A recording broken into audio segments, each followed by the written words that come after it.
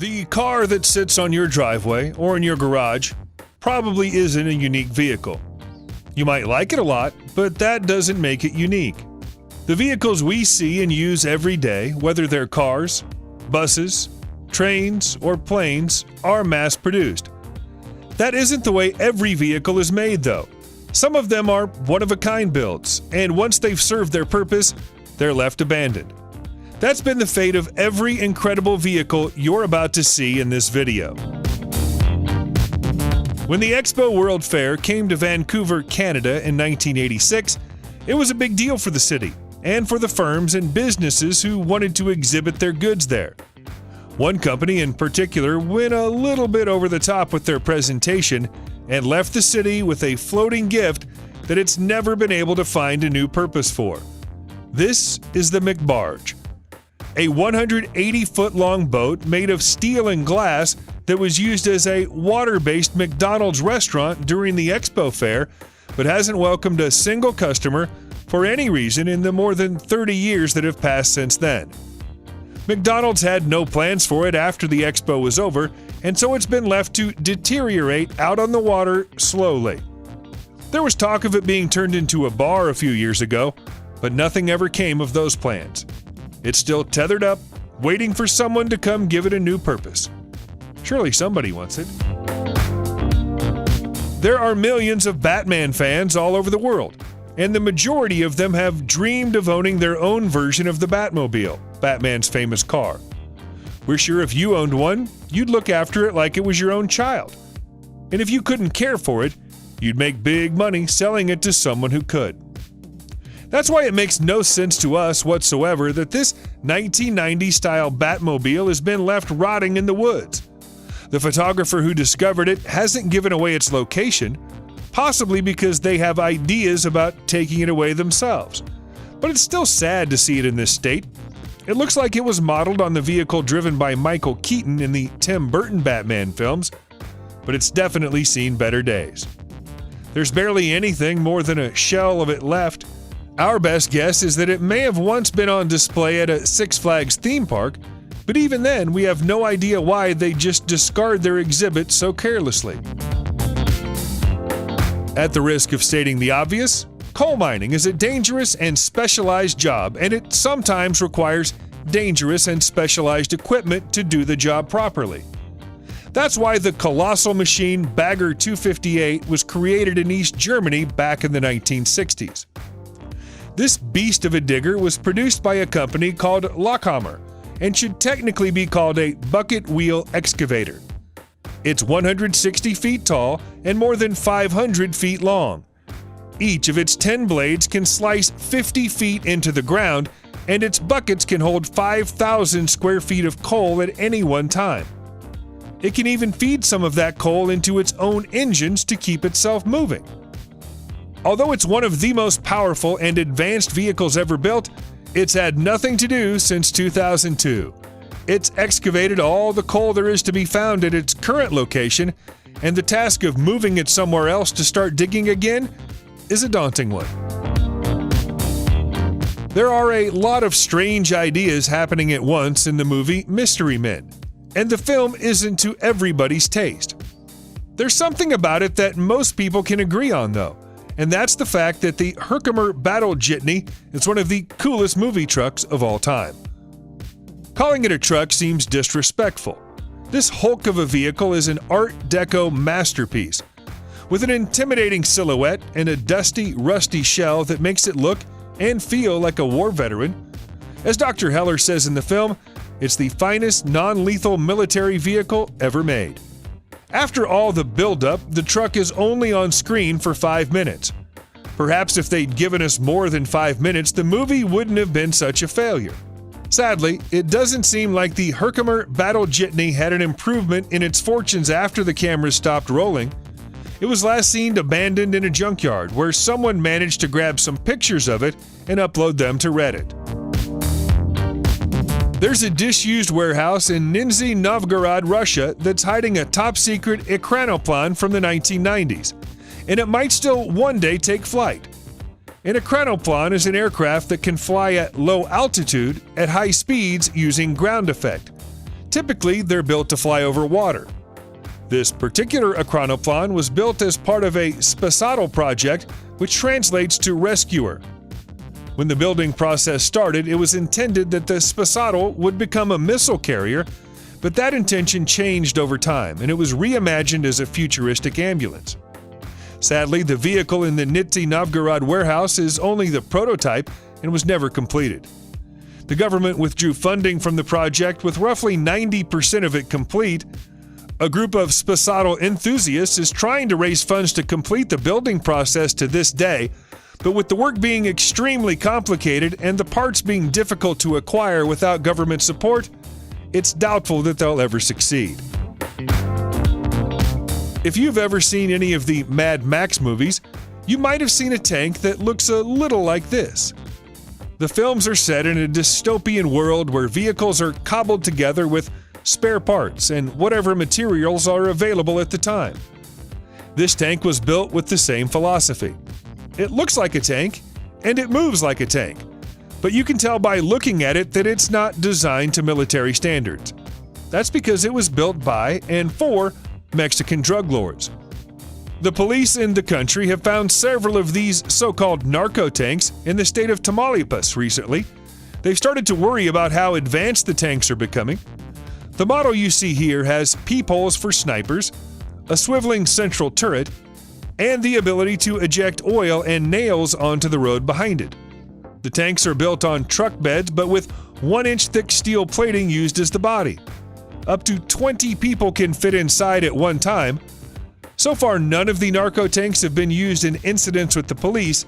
Instead, they're used by rival drug gangs in battles against each other. The Ecto-1 car from Ghostbusters might not be quite as iconic as the Batmobile, but it's still one of the most recognizable movie vehicles of all time. Most people assume the cars were based around a hearse, but they're actually a repurposed 1959 Cadillac Miller Meteor ambulance. 3 of the vehicles were used in the filming of the second Ghostbusters movie, where the car was known as Ecto-1A. One of the models belongs to Dan Aykroyd. A second model belongs to Sony Pictures and is used for exhibitions. The third also belongs to Sony, but as you can see, it's in a poor state of repair. The car was supposed to be refurbished and restored in 2007, but the restoration project was canceled for unknown reasons, and since then, the old movie car has been facing an uncertain fate. A group of Ghostbusters fans petitioned Sony to sell the car to them for scrap value so they could restore it, but there have been no updates on the fan site since 2013. We can't even say for sure that this beaten-down former ghost-catching car hasn't joined the rest of the ghosts in the afterlife. A single abandoned bicycle wouldn't be remarkable. You'll see at least one when you walk around any modern city center. Seeing 10 of them might be unusual. Seeing 5,000 of them at once is astonishing. But that's how many were left behind by lazy festival goers after the Burning Man Festival in 2017. The motto of the festival in the desert is to leave no trace, but apparently several thousand of the people who turned up either didn't know about that motto or simply didn't care. A few days after the festival, after desert winds had whipped sands across the unwanted two-wheelers, they took on a post-apocalyptic scene. Fortunately, kind-hearted citizens stepped in where the festival goers had failed and began to load up truckfuls of the bikes to give away to charity. After the coating of sand was removed, most of the bikes were in excellent condition and would therefore make a great gift for somebody in need of one. Many of them have since been given to people who've lost their possessions in natural disasters. We all know where submarines are supposed to be, under the sea. How is it then that the largest diesel submarine ever owned by the Russian Navy has been left on grassland in Togliatti for over a decade? It's become an attraction to visitors to the region, and since 2016, you can even go to see it on an official guided tour. But what's it doing there in the first place? The colossal vessel, known as Submarine B-307, began military service in 1980. She managed to stay out of major conflicts during her time in the water, which was largely split between the Mediterranean and the Barents. By 2001, it was decided that she'd served for long enough, and so she was officially retired from the Northern Fleet. She was then bought by a museum, and this is where she ended up. Even though she's only 3 miles from the sea, it took 9 military tractors to pull her into position. Given that she's 300 feet long and weighs 2,000 tons, that probably isn't surprising. She's considered as a permanent exhibit at her current location and will hopefully remain there for many years to come. General Motors are a huge deal in the world of manufacturing vehicles, and back in the 1950s, they very nearly gave us the next generation of trains. The GM Aerotrain was a brand new concept born out of a simple fact. The electromotive division of GM was selling most of their goods to train companies, and GM thought they might be able to cut their customers out of the deal by building the whole trains themselves. Their idea wasn't bad. Their aluminum bus-bodied trains were lightweight and highly maneuverable, capable of reaching 100 miles per hour at full speed. That may not sound like much now, but back then it was pushing the limits of technology. Unfortunately, GM hadn't considered some of the practical limitations. The trains were so light that they lacked the force required to get up some hills, and the high-speed trains came at the expense of customer comfort. They rattled around on the rails, and the public didn't enjoy the experience. Instead of trying to redesign them, GM accepted defeat. Both prototypes were back in the warehouse barely a year after their 1956 launch and are now museum pieces. Traveling to the North or South Pole is considered to be a dangerous and taxing experience on the human body in this day and age.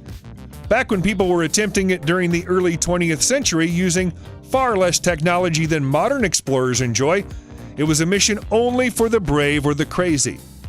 Things might have been a little easier for those 20th century explorers if the Fordson Snow Devil hadn't been a failure, though. The principle behind the vehicle, which was built during the 1920s, was a sound one. It was a tractor with the wheels removed and 2 huge rotating screws installed in their place. The idea was that the screws would be able to gain a grip on any type of terrain, whether hard or soft, and therefore propel people across the landscape in comfort. They worked without a load attached to them, but failed in the field when they were required to drag weight along behind them. 3 Fordson Snow Devils suffered motor failure while dragging 15 tons of goods in Alaska in 1926, and the manufacturer was forced to concede that his invention was non-viable. There were plenty of oil tankers around in 1919, but none like the SS Palo Alto. She was a ship built to prove that a solution could be found to a pressing problem.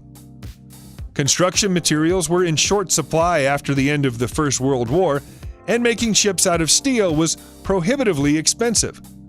The SS Palo Alto was made out of concrete, just to prove that such a thing could be done. Everyone applauded the achievement, but nobody could find a good use for her.